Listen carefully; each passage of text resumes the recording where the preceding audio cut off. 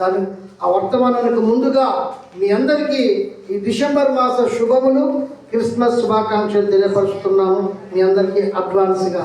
ఈరోజు అంశంలోకి మనం వెళ్దాం. ఏంటి అంశం అంటే సర్వలోక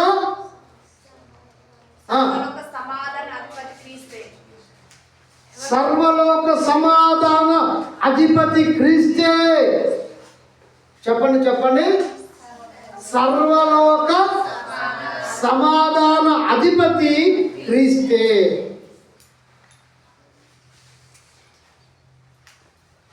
ఈ సర్వలోకానికి సమాధాన అధిపతిగా క్రీస్తు 2025 సంవత్సరాల కిందట ఈ భూమి మీదకి దిగి వచ్చాడు.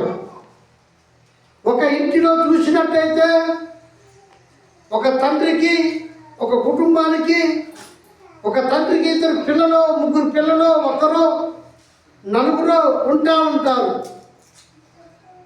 2 అన్నదమ్ములు ఇంట్లో కొట్టుకుంటూ తిట్టుకుంటూ గడిబిడవుతూ ఉన్నప్పుడు ఆ తండ్రి వారిని మందలించి రాత్రి పూట పడుకునేటప్పుడు ఆ భార్య భర్తలు 2 తలకాయ పట్టుకొని, మనకు పుట్టిన పిల్లలు ఏం పిల్లలు, వీళ్ళు ఎప్పుడు మారుతారో, వీళ్ళ జీవితాలు ఎప్పుడు బాగుంటాయో, వీళ్ళు ఎప్పుడు బాగుపడతారో, ఎందుకు ఇలా చేస్తున్నారు అనేసి ఎంత బాధపడతారండి.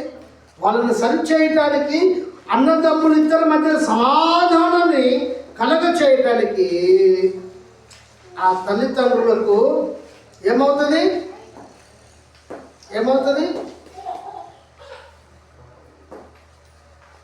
వాళ్ళిద్దరు సమాధానం పరచడానికి కష్టమవుతుందండి. డి అనుకోనేసి కొట్టుకుంటారు, రక్తాలు కారేటట్టుగా, ఒళ్ళు బగిలేటట్టుగా. హల్లెలూయా, హల్లెలూయా.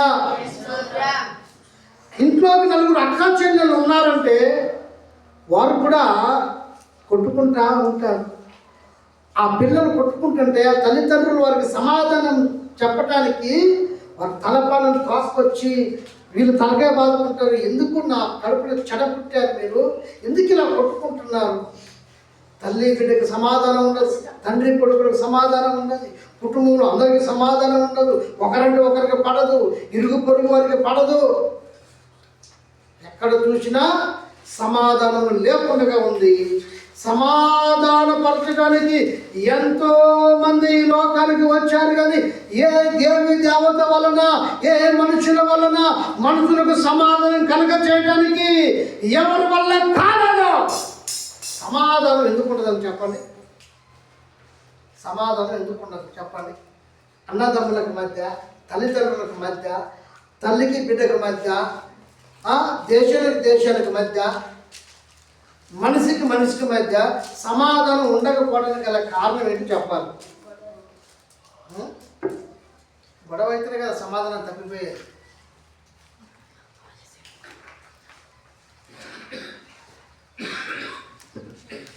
హల్లెలూయా. ఈరోజు అద్భుతమైనటువంటి వర్తమానం నీ వినబోతున్నావు. సమాధానము ఒక వ్యక్తికి ఎందుకు ఉండదు? సమాధానం ఎక్కడ చెదిరిపోయింది? సమాధానం ఎక్కడ చిరిగిపోయింది? ఎందుకు సమాధానం ఉండదో తెలుసా? ఇద్దరి మధ్య ప్రేమ లేకపోవడం, ఒకరినొకరు ప్రేమించుకోకపోవడం వల్లనే సమాధానం లేకుండా పోతుంది. ఇద్దరి మధ్య ప్రేమ ఉంటే అది ఏమవుతుంది? సమాధానం, సహిస్తాం. ప్రేమ ఉంటే అవతల వ్యక్తి తన మీద ఎంత దూషణ చేసినా, ఎంత అరచినా, తిట్టినా, అతనంటే ఇతనికి ప్రేమ కాబట్టి, తమ్ముడంటే అన్నకి ప్రేమ కాబట్టి, అన్నంటే తమ్ముడికి ప్రేమ కాబట్టి, నా అన్నే కదా నన్ను మాట్లాడినాడు, నా తమ్ముడే కదా నన్ను కొట్టాడు, ఓన్లే అనేసి ఆ మంచి మనసు కలిగి ఉండటమే ప్రేమ. అదే సమాధానానికి దారితీస్తుంది. అమ్మా, నేను తాగినాక నువ్వు తాగినావు పాలు, నన్ను కొడతావా? నీ సంగతి చెప్తానురా అంటే తలకాయలు పగిలిపోయి 2 కుటుంబాలు పోలీస్ స్టేషన్లో. ఆయన ఏమైనా చెప్తాడా? సమాధాన పరుస్తాడా? ఎందుకురా మీరు అలా గొడవలు పడతారు? ఆయన అంతా మీ అయ్య సంపాదించిందే, మీరేమన్నా కష్టపడి ఏమైనా సంపాదించారా? సంపాదించలే. ఉన్నది తొమ్మ పొలం తీసుకొని ఎవరి జాగలో ఉండరాదండి. కుదరదు సార్, కుదరదు కొట్టుకోకుండా అంటాడు. అంతే కదా, కుదరదు అంటే కొట్టుకోకపోండి, అంతా అయిపోయినాక మేము వస్తాం అంటారు. ఎవరు? పోలీసు వారు. ప్రేమ, ప్రేమ అన్నదమ్ముల మధ్య ప్రేమ లేదు, తల్లిదండ్రుల మధ్య ప్రేమ లేదు, పిల్లలకు తల్లిదండ్రుల మధ్య ప్రేమ లేదు, భార్యాభర్తల మధ్య ప్రేమ లేదు, సంఘములో ఆత్మీయుల మధ్య ప్రేమ లేదు, సమాజంలో ఒకరి పట్ల ఒకరికి ప్రేమ లేదు, పొరుగు వారి పట్ల ప్రేమ లేదు. పొద్దున్న లేస్తే ఊడుస్తూ పక్కింటోళ్ళ మీద ఈ పొలికి ఎలా వచ్చింది, ఈ ఆకుకి ఎలా వచ్చింది, గాలికి ఆకు రాకపోతే ఏమవుతుందమ్మా? నీకు ప్రేమ లేదు కాబట్టి ఆ కుటుంబం మీద వచ్చిన పుల్లని బట్ట పుల్లలు పెట్టకుండా కూర్చొని గొడవలు పడతా ఉంటారు. సమాధానం ఉంటుందా? కొన్ని మరణాలు నన్ను కలిసి వేస్తూ ఉన్నాయి. కొన్ని మరణాలు కలిసి వేస్తూ ఉన్నాయి. నా గుండెల్ని పిండి చేస్తూ ఉంటుంది. కొన్ని మరణాల దగ్గర వెళ్ళినప్పుడు వారిద్దరు అన్నదమ్ములే, పెరిగారు, పెద్దవారు అయ్యారు, ఎవరి కుటుంబాలు వాళ్ళు అయ్యాయి. కక్షపూరితమైనటువంటి జీవితం, పగలు ప్రతీకారాలు, బ్రతికి ఉన్నన్ని రోజులు అన్న తమ్ముడితో మాట్లాడక, తమ్ముడు అన్నతో మాట్లాడక, అన్న చనిపోయినప్పుడు ఆ జీవము లేని అన్న దగ్గరకు ఆ పార్థివ దేహము దగ్గరకు వచ్చి అన్నా నన్ను క్షమించనేసి కాలు పట్టుకొని ఆ తమ్ముడు ఏడుస్తా ఉంటాడు. ఈ ప్రేమ బతికుండగా కలిసి అన్నా తమ్ముడు అనేసి అనుకుంటే ఎంత బాగుండేది. అన్నా అన్నా అన్నా అన్నా నువ్వు కనపడ్డా నాకు అండన్నా, ఈరోజు నువ్వు లేని ఆ లోటును చూస్తే నేను ఎలా బ్రతకాలన్నా అనేసి కొంతమంది తమ్ముళ్ళు ఏడుస్తూ ఉంటే, కొంతమంది అన్నలు ఏడుస్తూ ఉంటే, అటువంటి వేదనకరమైన స్థలంలో నేను నిజంగా ఏడుస్తాను. అయ్యో బ్రతకుండా మాట్లాడకుండా పోలే. నా జీవితం కూడా ఇదేనండి. అవతల వాడు తప్పు చేస్తున్నా నాకు తెలిసినా, అది తప్పని తెలిసినా ఆ వ్యక్తితో నేను మాట్లాడకుండా ఉండలేను. తన తప్పు తనతో ఉంటుంది. తను వెళ్ళినప్పుడు దేవుడు చూసుకుంటాడు. తన తప్పు తనతో ఉంటుంది. తను వెళ్ళినప్పుడు దేవుడు చూసుకుంటాడు. మందలేకుండా పోతే ఇది ప్రేమ ఎలా ఉంటుంది? నా తమ్ముడు చూశారా ఎప్పుడు ఏడుస్తున్నా? చచ్చినప్పుడు ఏడుస్తూ ఉంటారు. ఇది కాదండి ప్రేమ. చనిపోయినప్పుడు అన్న తమ్ముడి దగ్గరికి వచ్చి, తమ్ముడు అన్న దగ్గరికి వచ్చి, అమ్మ కొడుకు దగ్గరికి వచ్చి, కొడుకు తల్లి దగ్గరికి వచ్చి ఏడ్చేటి ప్రేమ కాదు. చనిపోయినకి ఏడ్చే ప్రేమ కాదు. బ్రతికుండంగా ఒకరి బాధలు ఒకరు పంచుకొని కలిసి ప్రయాణం చేయాలి, కలిసి జీవించాలి, కలిసి నడవాలి. ఇది ప్రేమ. ప్రేమలు చాలా ఉన్నాయండి. చెప్పాను కదా, భర్త భార్యల మధ్య ప్రేమ, పిల్లల మధ్య తల్లిదండ్రులకు పిల్లలకు ప్రేమ, స్నేహితుల ప్రేమ, ప్రేమికుల ప్రేమ, పాపుల ప్రేమ, ఎన్నో ప్రేమలు ఉన్నాయి. అవునా కదా? ఉన్నాయలేవండి ప్రేమలు, చాలా ప్రేమలు ఉన్నాయి. కానీ మీరు గూగుల్లో చూడండి, యూట్యూబ్లో కానీ, ఫేస్బుక్లో కానీ, గూగుల్లో కానీ మీరు నేను చెప్తుంటే కొట్టి చూడండి. ప్రేమికులు ఉన్నారు కానీ ప్రేమమయుడు అనేటటువంటి వాడు ఎవరు ఉన్నారని మీరు కొడితే ఆ ప్రేమమయుడు యేసుక్రీస్తు మాత్రం వస్తుంది. చప్పట్లు కూడా దేవుని నామమున మహిమపరచండి. ఈ ప్రేమమయుడు ఒక దేశాన్ని, ఒక వ్యక్తిని ప్రేమించడానికి, మతాన్ని స్థాపించడానికి ఆయన రాలే. అమ్మ ఆ బాబు అలాగనే ఉంటాడు. ఆ బాబు వైపు మీరు చూసి కలవరపడమాకండి. పెన్ని అలాగనే ఉంటాడు. పెన్ను పరిస్థితి అలాంటిది. పెన్ను కొరకు ప్రార్థన చేయండి. అతన్ని పట్టించుకోమాకండి. బయటికి వెళ్తే ఎవరైనా వెళ్ళి తీసుకురండి, అంతే తప్ప చర్చిలో ఆయన ఏం చేసినా ఆయన వైపు చూడమాకండి. వాక్యము గద్దెత్తుకొని పోతుంది. వాక్యము చాలా ప్రాముఖ్యమైనది. మీరు గూగుల్లో చూసినట్లయితే ప్రేమమయుడు అనేవారు ఎవరైనా ఉన్నారా అని కొడితే ఆయన యేసుక్రీస్తు మాత్రమే వస్తుంది. అది ఆయనకు మాత్రమే దక్కుతుంది. ఆయన ప్రేమామయుడిగా ఈ లోకానికి వచ్చాడు. ఆయన ప్రేమామయుడిగా ఈ దివి మీదకి వచ్చాడు. ఆయన ప్రేమను పంచడానికి వచ్చాడు. ఆయన కరుణామయుడిగా వచ్చాడు. ఆయన దయామయుడిగా వచ్చాడు. ఆయన ప్రేమ. నా ప్రేమలో దేవుని పిల్లలారా, దేవుని ప్రజలారా, ఆయన ప్రేమలో స్వార్థం లేదు. ఆయన ప్రేమలో పాపము లేదు. ఆయన ప్రేమలో కపటము లేదు. ఆయన ప్రేమలో ఏమి లేదు? నిష్కపటము లేదు. ఆయన భూమి మీద నివసిస్తున్న ప్రతి ఒక్కరిని కూడా చాలా అద్భుతంగా ప్రేమిస్తున్నాడు. ఆయన ఈ లోకానికి ఎందుకు వచ్చాడో తెలుసా? ఒక వ్యక్తి కోసం ప్రేమిస్తే స్నేహితుడు కోసం,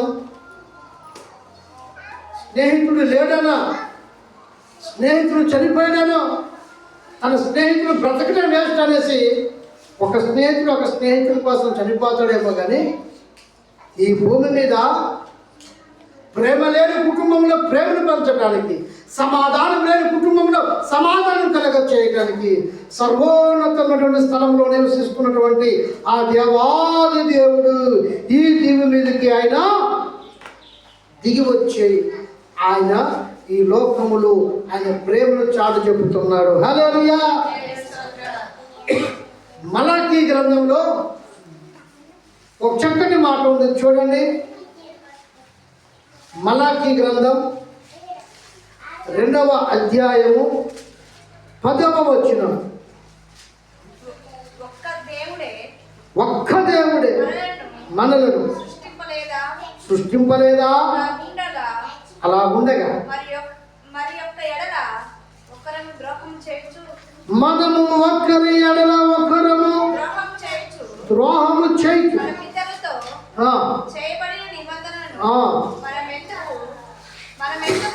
మరలా పక్కన చదవండి 10వ. ఒక్క దేవుడే మనలను సృష్టింపలేదా? ఇలా ఉండగా ఒక్కరి ఎడల ఒకరు ద్రోహము చేయొచ్చు. మన పితరులు చేయబడిన నిబంధన మనం ఎందుకు తృణీకరించుచున్నాము? మన అందరికీ తండ్రి ఒక్కడే కాడా?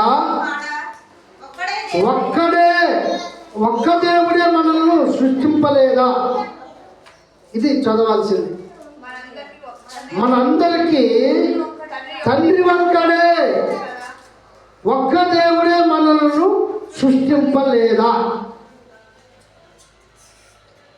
మనందరికీ తండ్రి ఒక్కడే, మనల్ని సృజించినది కూడా ఒక్క దేవుడే. 100 మంది దేవుడు, 130 కోట్ల మంది దేవుడు లేరు. అందుకు ఆ కింద ఏమనుంది? ఇలాగుండగా ఒకరి ఎడల ఒకరము ద్రోహము చేయించు, మన పితరులతో చేయబడిన నిబంధనను మనం ఎందుకు తృణీకరించి ఉన్నాము? చాలండి. మలాకీ ప్రవక్త ప్రజలందరితో మాట్లాడుతున్నాడు. మనకు దేవుడు ఒక్కడే, మనల్ని పుట్టించింది దేవుడు, మన తండ్రి ఒక్కడే. మనం ఎందుకు దేవుడికి ద్రోహం చేస్తున్నాము? మనం ఎందుకు దేవునికి అన్యాయం చేస్తున్నాము? మనం ఎందుకు ఇలాగ బ్రతుకుతున్నాము? మనం ఎందుకు ఇలాగ ఉన్నాము? మన తండ్రికి దేవుడు చేసిన నిబంధన మనం ఏమై ఉన్నామాట? నిబంధనను లాస్ట్ మాటలో మనం చూసినట్లయితే, మన పితరులతో చేయబడిన నిబంధనను మనం ఎందుకు తృణీకరించి ఉన్నాము? పితరులతో దేవుడు నిబంధన చేసి ఉన్నాము, మనం ఎందుకు తృణీకరించి ఉన్నాము?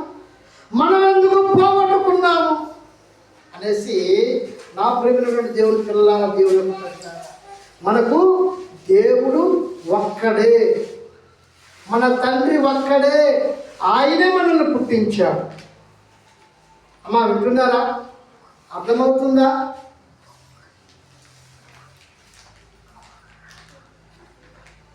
సర్వలోకానికి సమాధానాధిపతిగా ఈ లోకానికి దేవుడు రావటానికి గల కారణాలేందో ఈ ఉదయకాల సమయము దేవుడు నీతో తేటగా మాట్లాడుతున్నాడు.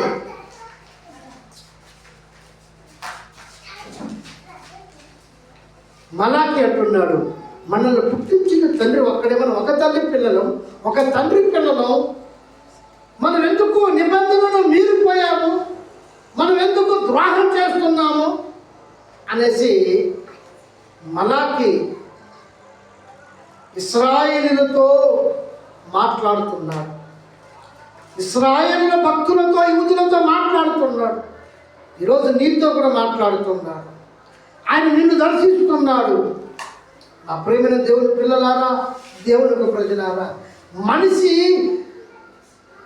ఈ లోకంలో సమాధానం లేకుండగా, ఒకరి పట్ల ఒకరికి ప్రేమ లేకుండగా జీవిస్తున్నారు. ఆయన ఈ లోకానికి సమాధానాన్ని, ఆయన ఈ లోకంలో ప్రేమను పంచడానికే ఈ లోకానికి వచ్చాడు. అసలు ఆయన ఎందుకు వచ్చాడు, ఆయన ఎందుకు రావాల్సి వచ్చింది, అసలు ఏంటో కూడా బైబిల్ తేటతెల్లగా చెబుతుంది. ఓషియా గ్రంథము చూడండి. ఓషియా గ్రంథానికంటే ముందు కొలసీలకు రాసిన పత్రిక 1వ అధ్యాయము 19వ అధ్యాయము 19వ వచనము 20వ వచనం. ఆయన యందు సర్వ సంపూర్ణత, ఆయన యందు సర్వ సంపూర్ణత నివసింపవలననియు ఆయన శిలువ రక్తము చేత,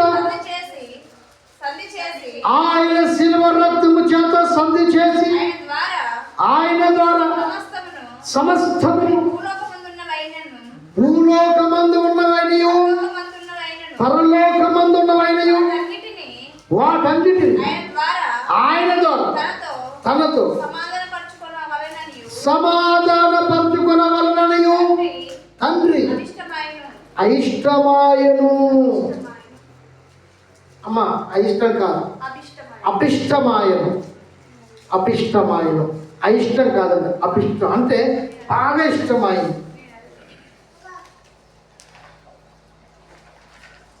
నా ప్రియమైనటువంటి దేవుని పిల్లలారా, దేవుని ప్రజలారా,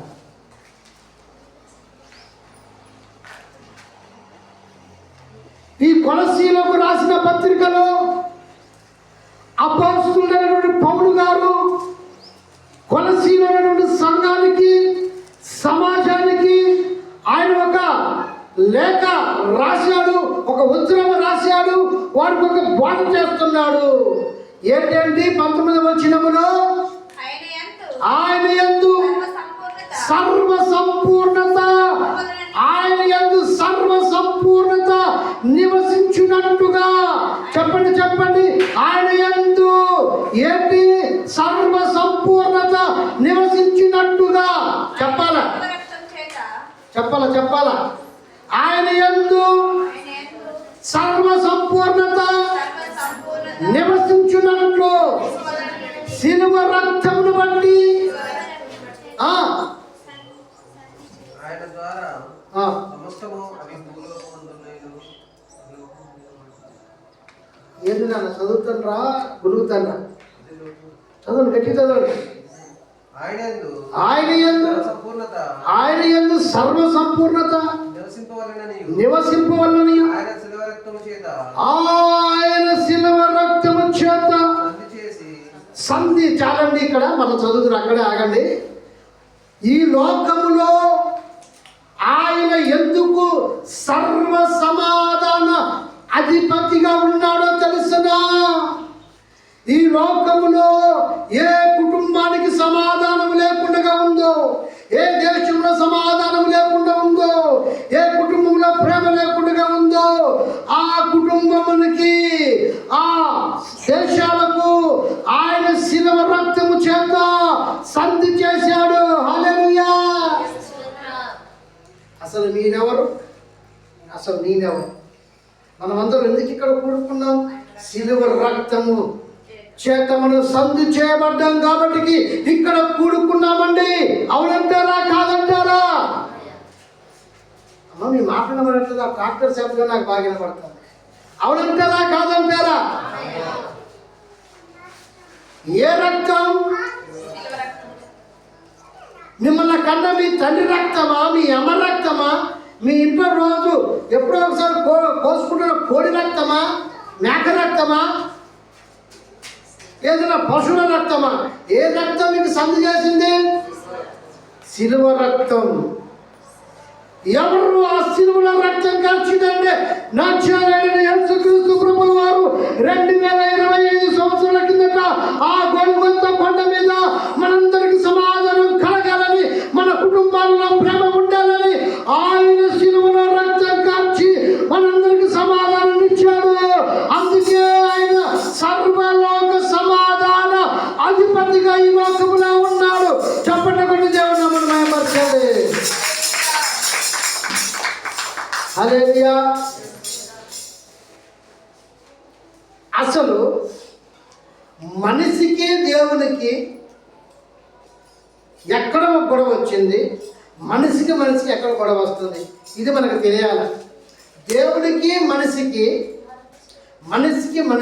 ఎక్కడ వివాదం స్టార్ట్ అయింది? ఎందుకు వివాదం స్టార్ట్ అయింది మనం చూసుకున్నాం. హోషేయ గ్రంథము తీయండి. 4వ అధ్యాయము 1 నుండి 3 వరకు చదవండి. ఇశ్రాయేలీయులారా యెహోవా మాట ఆలకించుడి. సత్యమును కనికరమును దేవుని గూర్చిన జ్ఞానమును దేశంలో లేకపోవు చూచి యెహోవా దేశ నివాసులతో ఏడ్చమాడుచున్నాడు. హల్లెలూయా. చాలు అది మరలా చదువుదాం. ఇప్పుడు కాదమ్మా, నేను మరలా చదువుదాం అన్నప్పుడు ఇప్పుడు కాదు. దేవుడు ఎవరితో ఏడ్చమాడుతున్నాడు? సర్వ సమాజంలో ఉన్నటువంటి దేశ నివాసులతోటి ఆయన ఏడ్చమాడుతున్నాడు. ఎందుకు? వారు సత్యములో లేరు కాబట్టి. ఎందుకు? వారికి కనికరం లేదు కాబట్టి. సత్యము. మనిషి సత్యములో లేడట. మనిషి మరలా చదవండి. 4వ అధ్యాయం 1వ వచనం. ఓ ఇశ్రాయేలీయులారా యెహోవా మాట ఆలకించండి. సత్యమును కనికరమును దేవుని గూర్చిన జ్ఞానము బొత్తిగా దేశంలో లేకపోవటం చూచి. చాలండి. బొత్తిగా మనుషుడికి ఏం లేదట? దేవుని జ్ఞానం లేదట. విన్నారా అమ్మా? వినండి. మనుషుడికి ఏం లేదట? దేవుని గూర్చిన జ్ఞానం బొత్తిగా లేదట. ఏం లేదటమ్మా? ఎవరి జ్ఞానం? ఏ జ్ఞానం? దేవుని గూర్చిన జ్ఞానం లేక ఏం చేస్తున్నారట? సత్యమును కనికరమును దేవుని గూర్చిన జ్ఞానము లేక ఉండటం దేవుడు చూశాడట భూమి మీద. సత్యములో మనిషి నడవట్లే. సత్యమైన బాటలో మనిషి నడవట్లే. అసత్యములో నడుచుచున్నాడు. ఆయన ఏమన్నాడు? ఈ లోకానికి వచ్చి నేనే మార్గం, నేనే సత్యం, నేనే జీవం అన్నాడా లేదా? ఆ మార్గమైన దేవుడు మనుషులతో ఏడ్చమాడుతున్నాడు. మనుషులు సత్యములో లేరు. మనుషులకు కనికరము లేదు. దేవుని దేవుని గూర్చిన జ్ఞానము ఆ ఇంత మాత్రము లేదు. అందుకే దేశ నివాసులతో ఆయన ఏడ్చమాడుతున్నాడు. ఈ సత్యముల గురించి మనం తెలుసుకుందాం. ఈ పగటి పూట ఈ సత్యముల గురించి మనం విందాం. ఈ పగటి పూట మనిషి సత్య బాటలో నడవట్లేదు. పొద్దున్న లేస్తే అసత్యంలోనికి వెళ్ళిపోతున్నాడు మనిషి.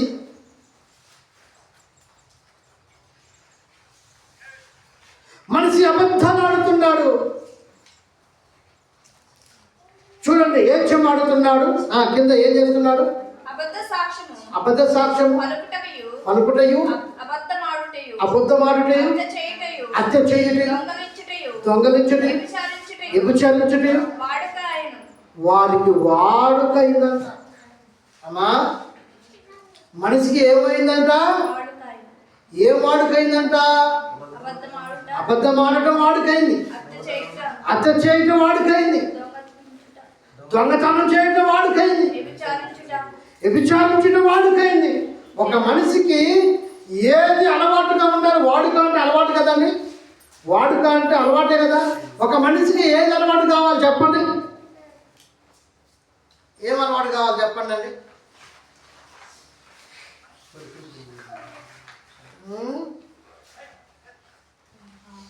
పొద్దున్నే లేచిన మనిషి ఏం చేస్తాడండి? ఇంటిలో పొద్దున్నే లేచిన మనిషి ఏం చేస్తాడు? అమ్మా రూప అద్దె మొత్తుకుంటుందటగా. ఏమని మొత్తుకుంటుంది? ఆల్రైటా?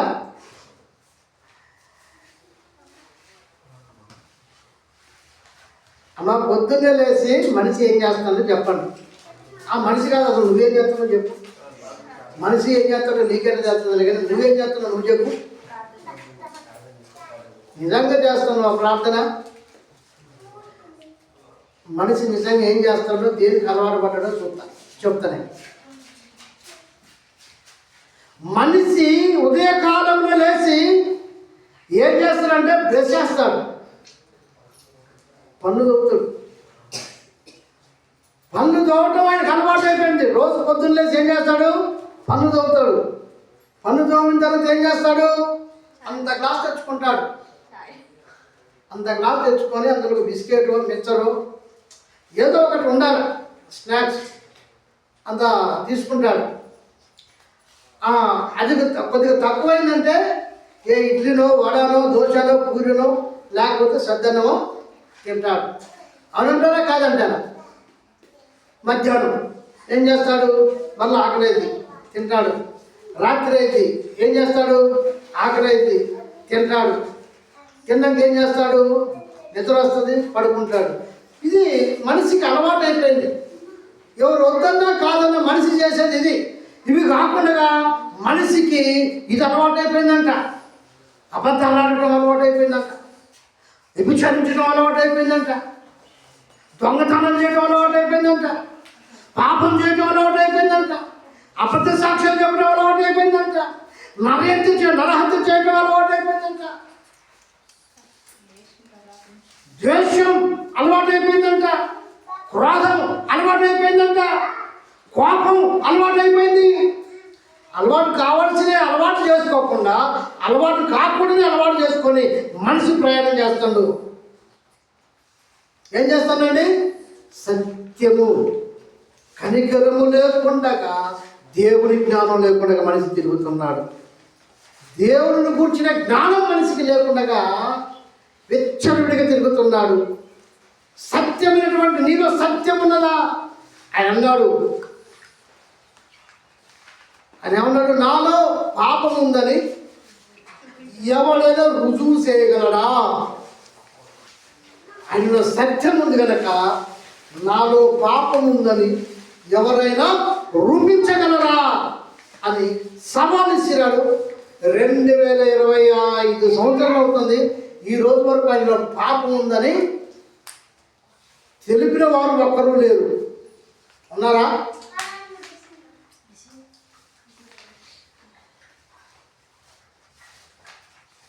నా ప్రియమైన దేవుని పిల్లలారా, దేవుని యొక్క ప్రజలారా,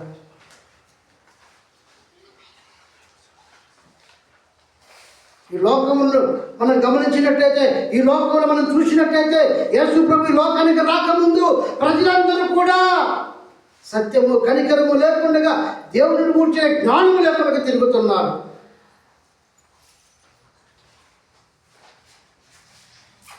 ఈ రోజు కూడా అదే విస్తరించింది.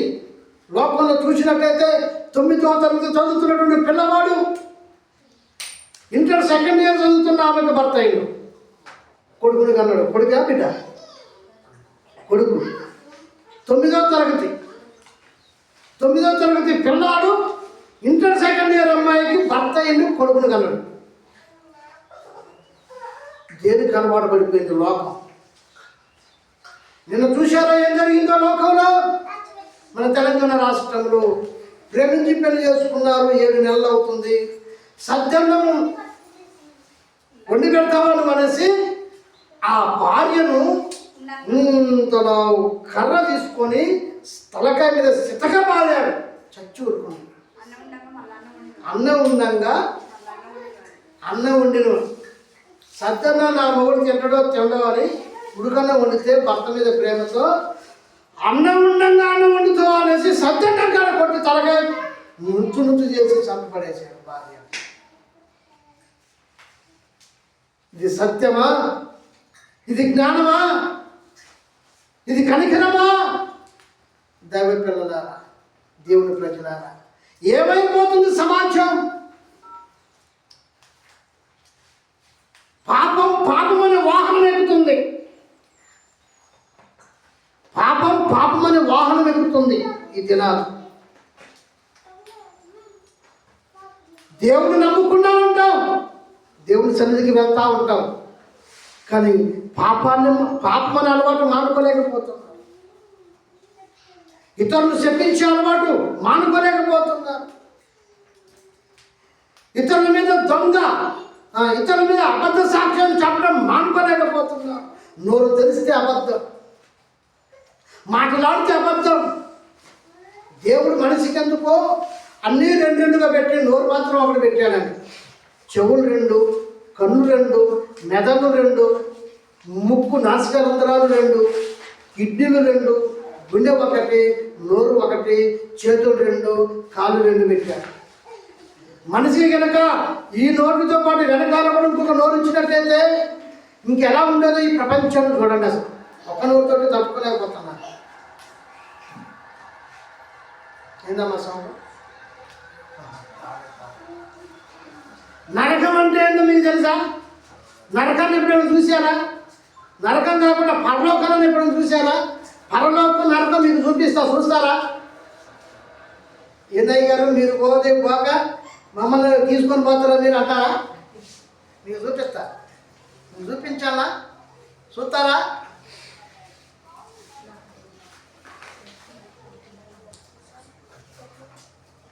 వెనకన కాట ఈ బ్యాచ్ పుట్టక మునుపు వెనకటి సినిమాలో ఒకటి ఉండే. ఒకడు అన్నాడట, ఊరు బయట కొండ నేను మొత్తం చూద్దూరు అన్నాడట. ఊరు బయట కొండ నేను మొత్తం చూద్దూరు అనంటే చుట్టుపక్కల ఊర్లన్నీ వచ్చినాడు కొండ దగ్గరికి. ఆయన ఏం చేశాడు, ఇక మాత్రమే ఊరంతా చూస్తున్నారు. గవర్నమెంట్ చుట్టూ బందోబస్తు చేశారు. ఇక కొండ దగ్గర పోయి నిల్చున్నాడు. తొడలు కొట్టాడు, కళ్ళలు కొట్టాడు. నేను మోయటానికి సిద్ధంగా ఉన్నాను, మీరందరూ వచ్చి నా చేతులు పెట్టండి అన్నమాట. మీ అందరికీ చేత కాదు, నాకన్నా చేతలైదురా అని సమాధానం చెప్పినాడు. మా అయ్యగారేమో పరలోకం చూపిస్తా, నరకం చూపిస్తా అంటాడు. ఇట్లాంటిది ఏమైనా చేస్తాడా అని మీరు అనుకుంటున్నారు. మీ ఇంట్లోనే పరలోకం ఉంది, మీ ఇంట్లోనే నరకం ఉంది. అది ఎట్లనో చెప్పనా? ఓ భర్త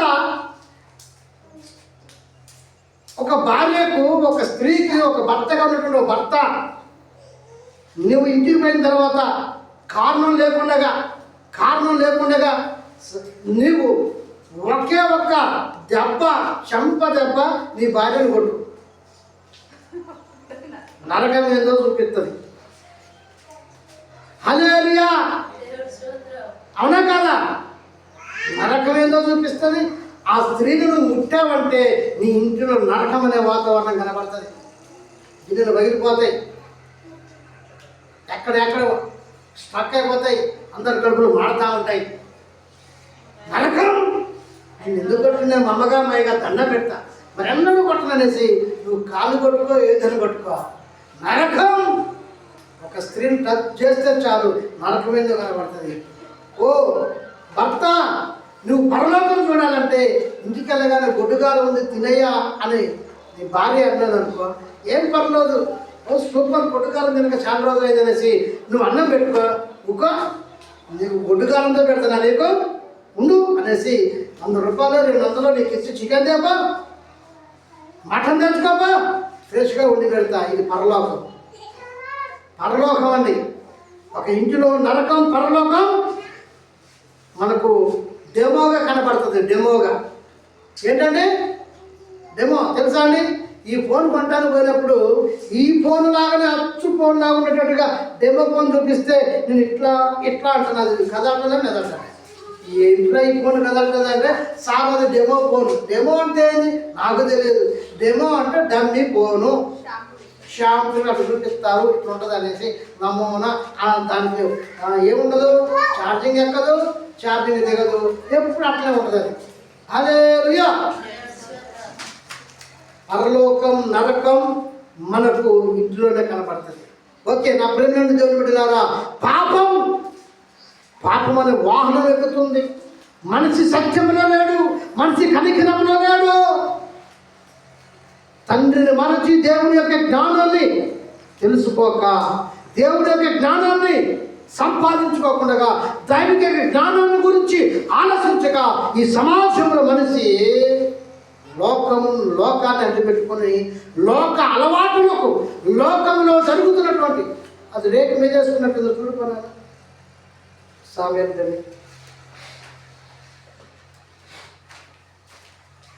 దేవుని నామానికి మహిమ కలుగును గాక. నా ప్రేమైనటువంటి దేవుని పిల్లలారా, దేవుని యొక్క ప్రజల చూడండి, అందులోనే 3వ వచనం చూశారా? కాబట్టి దేశము 3వ వచనములో దేశము ప్రలాపించుచున్నది, ఆకాశ పక్షులు, కాపరస్తులందరూ,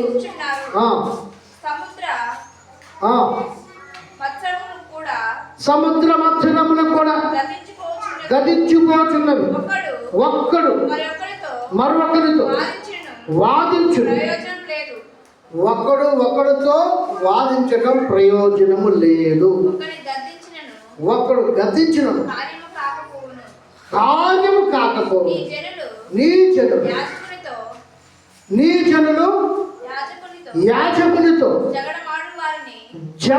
జగడమాడు వారిని కోరి ఉన్నారు.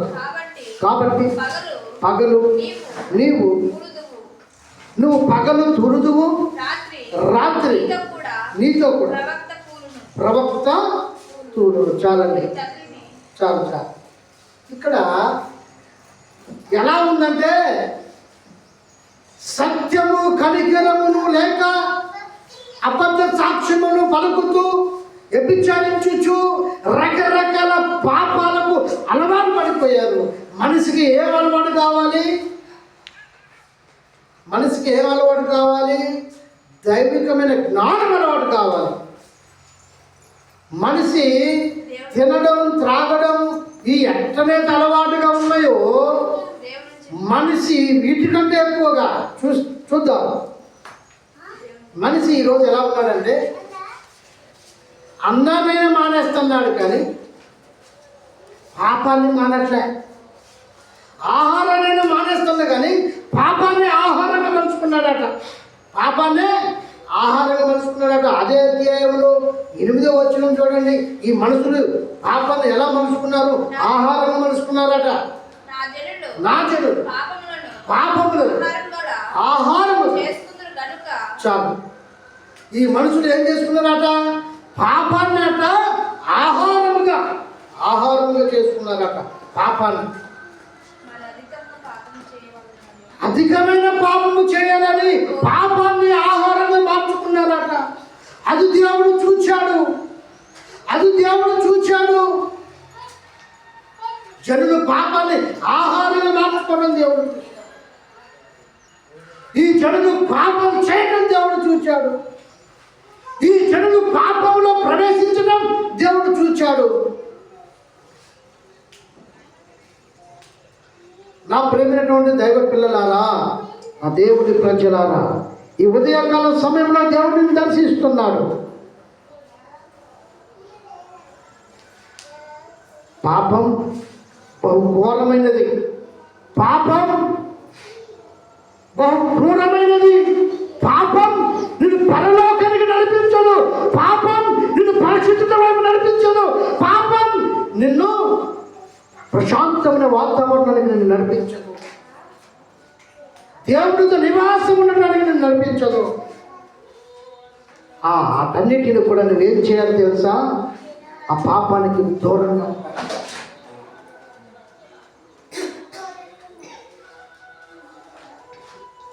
ఒక వ్యక్తి పాపం అంటే ఒక వ్యక్తి కైని కలవడబడ్డాడు, ఒక వ్యక్తి త్రాగుడు కలవడబడ్డాడు, ఒక వ్యక్తి అబద్ధాలు కలవడబడ్డాడు, ఒక వ్యక్తి రకరకాల అలవాట్లకు అలవాటు పడిపోయాడు. ఒక కైని గుట్టగా తినేవాడికి ఆహారం లేకపోయినా పర్వాలేదు, కానీ ఆ కైని అనేది బాగా అలవాటుగా మారిపోయింది కాబట్టి అది లేకపోతే అది ఎక్కడ దొరికిందో అక్కడి వరకు పరిగెడతాడా? ఒక వ్యక్తి త్రాగకపోతే త్రాగుడు మానాలని చెప్పినప్పుడు త్రాగుడికి అలవాటు పడ్డాడు కాబట్టి ఆ మనిషి త్రాగకపోతే ఆ మనిషి ఏమైపోతాడు? షేక్ అయిపోతాడు. షేక్ అవ్వటం చూసి ఆ భార్య, ఏమయ్యా ఒక్కసారిగా ఆగితే నీ గుండె ఆగిపోతే నువ్వు కొద్దిగా త్రాగు అనేసి 50 రూపాయలు స్టార్ట్ చేస్తుంది. కొద్దిగా పుచ్చుకోనరా. షేక్ ఎందుకైతే తెలుసా? నీకు అలవాటు కనుక త్రాగాలనేసి నీ శరీరము త్రాగును కోరుతూ ఉంటుంది. అది నీకు అలవాటు కనుక గుర్తు చేస్తుంది. షేక్ అవ్వడం అంటే అదే. ఎవరైనా చర్చికి పోకపోతే షేక్ అవుతారా? అయ్యగారిని తెలియదా మన కూలి పని చేసుకున్నట్టు అని? అయ్యగారికి తెలియదా నేను వండరున్నని? అయ్యగారికి అన్నీ తెలుసు నీ గురించి. నాకంటే పెద్ద అయ్యగారు ఉండు. ఒక పెద్ద అయ్యగారు అంటే మన దేవుడి పాలు అయ్యగారు అనుకున్నాక నమ్మవు. దేవుడి పాలతో కూడా పెద్ద అయ్యగారు ఉండు. మనందరికీ ఒక అయ్యగారు ఉండు. ఎవరు అయ్యగారు? మన తండ్రి. మూలవాక్యం మనం చూసుకున్నాం కదా.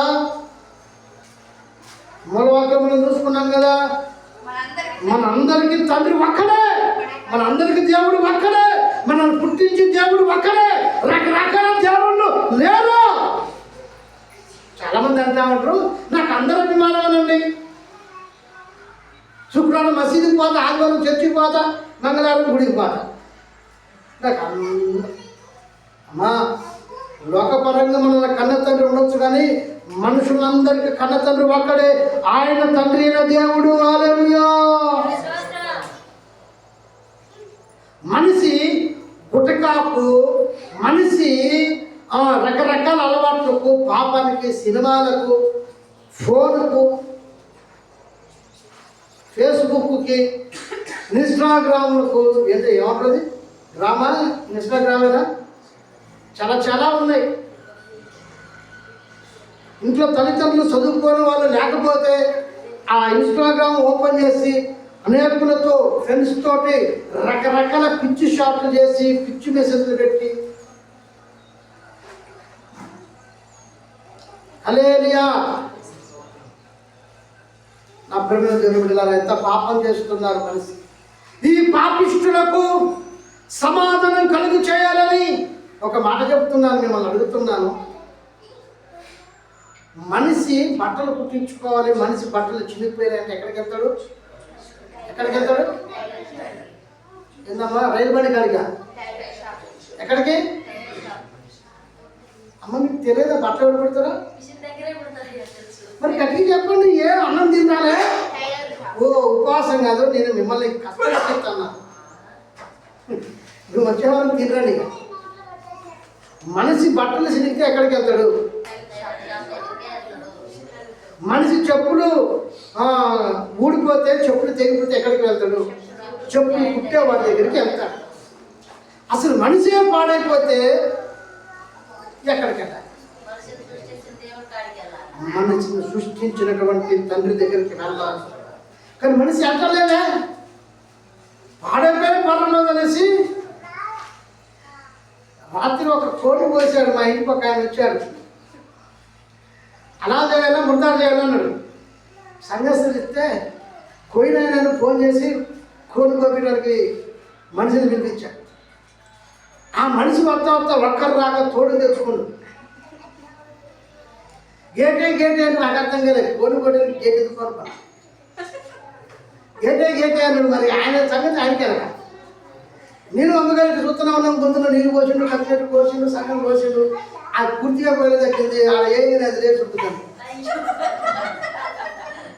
ఈ రాత్రంతా వీళ్ళకి ఆ పోరాటమే. అది ఇడిపోయిందో. హల్లెలూయా.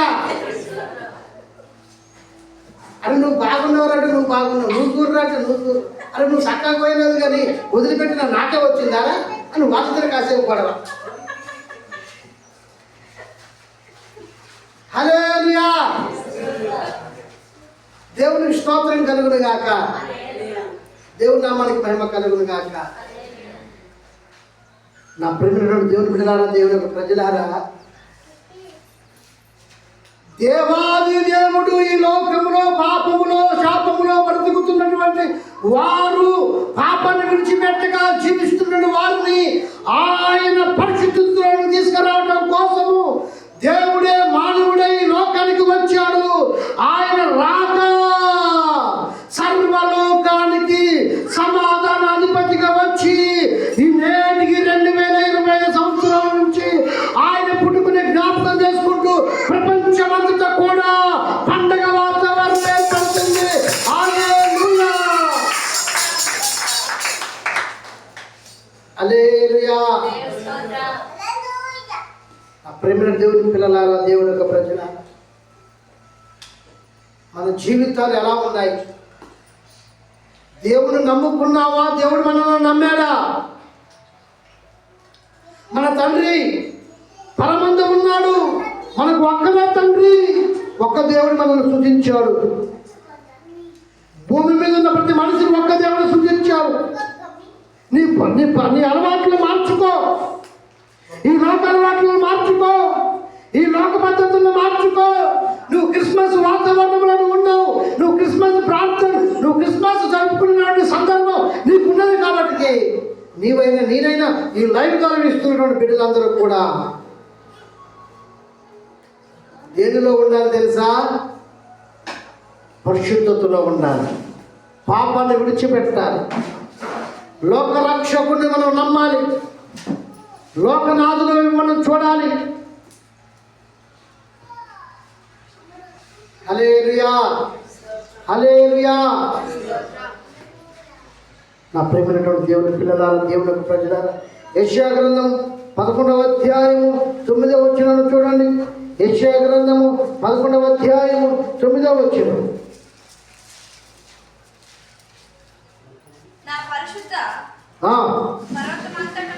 నా పరిశుద్ధ పర్వతమంతటను ఏ మృగమును హాని చేయదు, నాశనము చేయదు. సముద్రము జలముతో నిండి ఉన్నట్టు లోకము యెహోవాను గూర్చిన. హల్లెలూయా. దేవునికి స్తోత్రం కలుగును గాక. లోకమాట దేవుని గూర్చినటువంటి జ్ఞానము కలిగి ఉండను. హల్లెలూయా.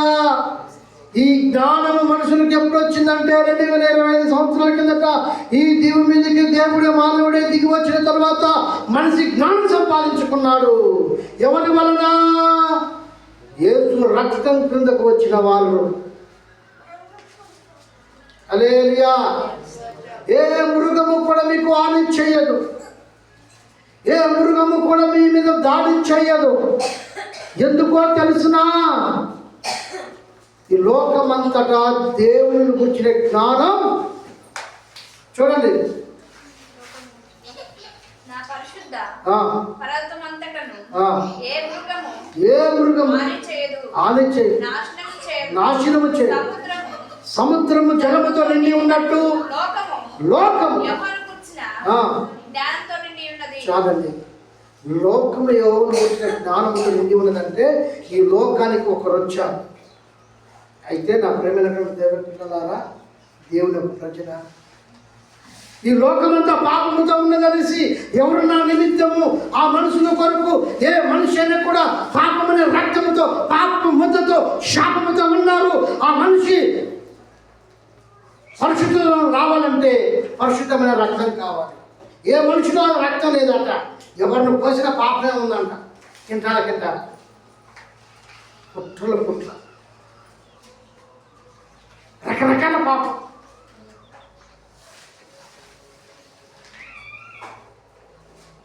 ఒక ఆమె నా దగ్గరకు వచ్చి, అయ్యా పాపం పాపం అని పాస్టర్లు అందరూ అంటూ ఉంటారు, అసలు పాపం అంటే ఏంటి, పాపం అంటే ఏంటి అని అడిగింది. నేను మిమ్మల్ని అడుగుతున్నాను, అసలు పాపం అంటే ఏంటి? ఆమె మా ఇంట్లో మేము అంతా పర్ఫెక్ట్ అండి, మా అయ్యగారు ఊరికే పాపాన్ని గురించి చెప్తున్నారండి, నాకెందుకో ఆ ఊరికే పాపం గురించి చెప్తే ఎలా బుద్ధి కావట్లేదండి అని నాకు ఫిర్యాదు అయింది.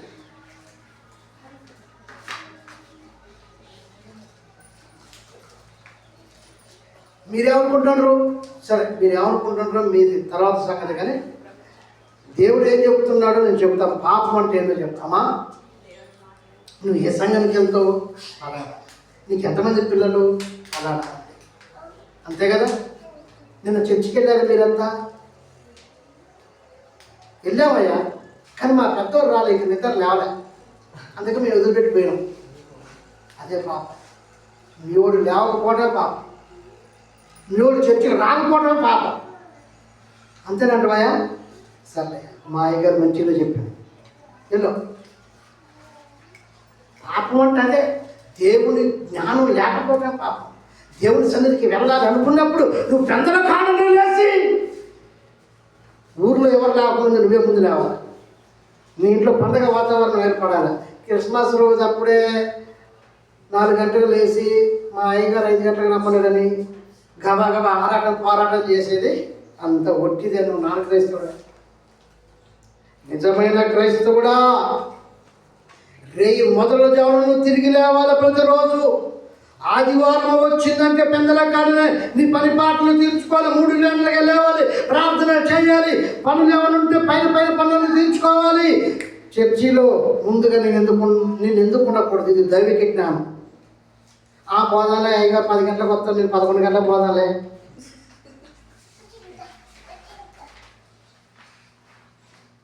ఇది కాదు. నీకు ఇవ్వబడినటువంటి పాత్ర ఏంది? పట్టాలి వేయటం. నీకు ఇవ్వబడిన పాత్ర, నీకు దేవుడు చెప్పిన బాధ్యత ఏంది? మందిరం కొడవటం. నీకు ఇవ్వబడిన బాధ్యత ఏంది? పాత్రలు కడగటం. నీకు ఇవ్వబడిన బాధ్యత ఏంది? కాంగో ప్లే చేయటం. నీకు ఇవ్వబడిన బాధ్యత ఏంది? సౌండ్ సిస్టమ్ సెట్ చేయటం. నీకు ఇవ్వబడిన బాధ్యత ఏంది? అందరికి వందనాలు చెప్పిన. అసలు మీరు వందనాలు చెప్పుకోవటం నేను ఒక్కరు కూడా చాలు. మీరు వందనాలు చెప్పుకోవటం కూడా ఒక్కరు వందనాలు చెప్పుకుంటారా? పరుగు పందెం పెట్టంటే అది బురదే కానీ, అది ఎండే కానీ, అది ఏదే కానీ చర్చి అయిపోవడం ఆలస్యం. పరుగులు తీసుకుంటూ పోతాడు. అక్క బాగున్నావా, అన్నా బాగున్నావా, ప్రైజ్లా, నా కొరకు ప్రార్థన చేయండి. మీలో ఉన్న ప్రతిదీ ఓపెన్ అయి చెప్పాల్సిన పని లేదండి. కొద్దిగా సమస్యలో ఉన్నాం, కొద్దిగా ఇరుకులో ఉన్నాం, కొద్దిగా ఇబ్బందులు ఉన్నాం, లేదా మా పాప 10వ తరగతి చదువుతుంది, మా బాబు ఇంటర్ చదువుతున్నాడు, ప్రార్థన చేయండి అక్క అన్న అనుకున్న సందర్భాలు మీలో ఉన్నాయా? ఎవరోడు మిమ్మల్ని పల్లెంపు తీసుకొని ఉరకండి అన్నట్టుగా ఉరకాలని అక్కర్లేదు. కాసేపు ముచ్చటగా మీరు, మన తండ్రి ఒక్కడే కదా, అందరం కలుసుకున్నాం కదా, మనకు కుటుంబాలు ఉన్నాయి కదా, ఎక్కడెక్కడో బతుకుతున్నాం కదా, ఎక్కడెక్కడో నివసిస్తున్నాం కదా, అందరూ ఈ కూటికాలు చేరుకున్నాం కదా. ఎలా ఉన్నారు అక్క, ఎలా ఉన్నారు చెల్లి? అమ్మో మీ ప్రేమలు చల్లకుండా. ఆయన ప్రేమామయుడనేసి ఆయన వెలిస్తే నీవేమో ప్రేమకు దూరంగా బ్రతుకుతున్నావు. హల్లెలూయా. దైవిక జ్ఞానం ఈ లోకం ముందు ఎలా వచ్చిందంటే ఆయన రాకతో వచ్చింది. ఇదిగో నేను లోకానికి వెలుగై ఉన్నాను, నన్ను వెంబడించి వారు కూడా వెలుగు సంబంధులు. హల్లెలూయా. ఇదిగో నేను లోకానికి ఉప్పై ఉన్నాను. నన్ను వెంబడించే వారు కూడా ఉప్పు అయి ఉంటారు. అమ్మా, ఏ కూర వండినా ఉప్పు లేకుండా కూర తింటారమ్మా? అన్నం తింటారా? మనమైతే అన్నంలో ఉప్పు వేసుకోం, కానీ బంజారా ప్రజలు అనగా లంబాడి ప్రజలు అన్నంలో ఉప్పు వేయకుండా అన్నం వండకండి. ఎందుకు తెలుసా? కూర లేకపోయినా ఒట్టి అన్నం కూడా తినొచ్చాట ఉప్పు వేసి. రుచిగా ఉంటుంది, ఖరాబ్ కాదు, మెత్తబడదు, అన్నానికి నీరెక్కదు. ఉన్నారమ్మా? హల్లెలూయా. మా అమ్మమ్మ ఈ రోజుకి అన్నంలో ఉప్పు వేస్తుంది. అప్పుడప్పుడు మా అత్తయ్య కూడా వేస్తుంది, అమ్మగారు అమ్మ. అన్నంలో నేను లోకానికి ఉప్పు అయి ఉన్నానంటున్నాను, నేను లోకానికి వెలుగై ఉన్నానంటున్నాను. హల్లెలూయా. ఆయన రాకతో లోకానికి ఏమొచ్చింది? ఏమొచ్చిందండి?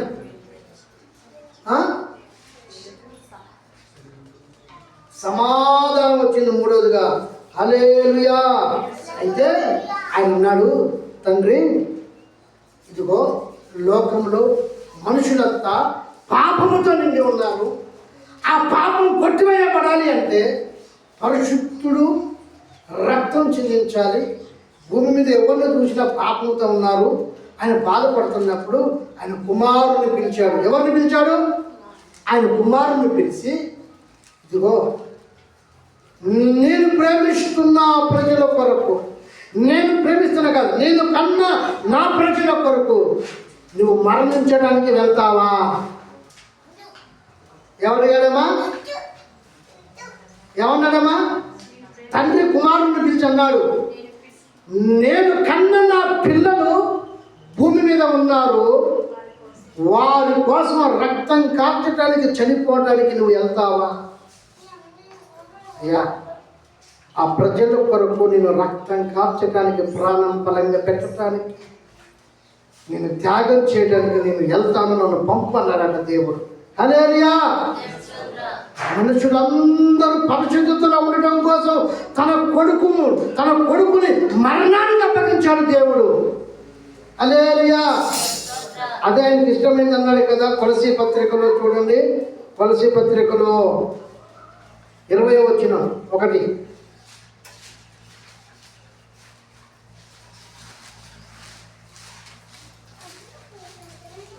ఇండెక్స్ బైబిల్ తీసుకోండి. అమ్మా, ఎవరో ఒకరు చదవండి అమ్మా. నన్ను కంగారు పెట్టి మీరు కంగారు పడి. సిలువ రక్తము చేత సంధి చేసి ఆయన ద్వారా సమస్తమును భూలోకమందు ఉన్నవైనయో పరలోకమందైనయో వాటన్నిటిని ఆయన ద్వారా మనతో, ఆయన ద్వారా తనతో సమాధాన పరచుకునేవాళ్ళని తండ్రి అభిష్టమాయను. అబ్బా, తండ్రికి ఇష్టం ఏంటంటే తన కొడుకుని ఈ లోకానికి పంపి మనుషులందరి కోసం ఆయన మరణించటం ఆయనకు అభిష్టమైందంట. అభిష్టం. మరి మనిషి ఏ అభిష్టం మీద ఉన్నాడు? ఏ అభిష్టం? దేని ఇష్టపడుతున్నాడు? తండ్రికి తన కుమారుని మనుషులందరి కోసం మరణానికి అప్పగించడానికి ఆయన ఇష్టపడ్డాడు. మనిషి దేనికి ఇష్టపడుతున్నాడు? మనిషి, నేను చెప్తున్నాను, ఒక దైవజనుడికి దర్శనం వచ్చిందంట.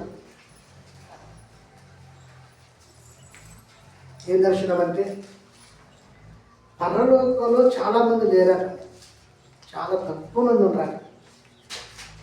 నమ్ముకున్న వారందరూ కూడా పరలోకానికి పోలేదట, కానీ దేవుడు నమ్ముకున్న మనుషులు పరలోకంలో ఉన్నారు. నమ్ముకున్న వారు పరలోకంలో ఉన్నారంటే అందరూ చపలు కొట్టేవారు. దేవుడు నమ్ముకున్న మనుషులు పరలోకంలో ఉన్నారనే దర్శనానికి వచ్చిందంటే హల్లెలూయా, వాళ్ళంటే మాకేంది అంటే దేవుడు నిన్ను నమ్మేటట్టుగా నువ్వు బ్రతకాలి. ఈ పగలపూట ఇంకా త్రాగుడుకు అలవాటైనవో బిడ్డ, నీ త్రాగుడు నువ్వు మానుకో. ఈ లైన్ ద్వారా పెట్టినవో బిడ్డ, నీ పాపాలను నువ్వు మానుకో.